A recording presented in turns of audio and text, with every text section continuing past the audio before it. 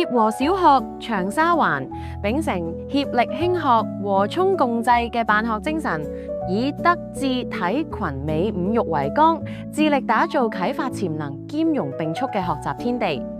我哋嘅校園生活洋溢活力同關懷，學校唔單止重視學術根基，更透過多元活動同校本課程，培育學生成為具國際視野、創意思維與社會責任嘅新世代領袖。學校以主題式學習突破學科界限，設計獨特嘅跨課程項目，例如中秋節中華文化跨課程學習週，學生喺中文課誦讀蘇軾水調歌頭，美術課製作環保創意燈籠，音樂課演繹傳統民樂，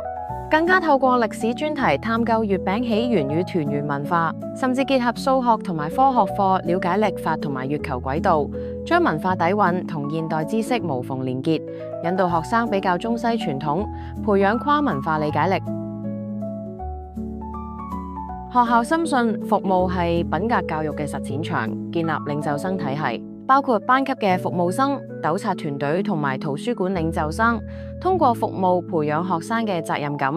另外，亦都帶領學生探訪派飯活動，俾關懷行動扎根心田。協和學子以敢想敢做聞名，年度創意日化身夢想實驗室，低年級學習自然科學知識，高年級學習編程同埋 AI， 科學探究活動強調動手驗證，體現 STEM 教育成果，讓創意加速落地。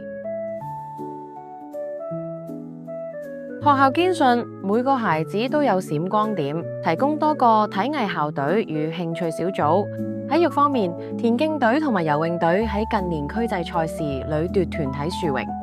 藝術領域則設中西樂團、中國舞同埋現代舞團。特別值得一提嘅係一生一體藝計劃，學生可自由選擇唔同嘅課程，年度才藝匯演更吸引逾千人到場支持，讓孩子自信站上舞台。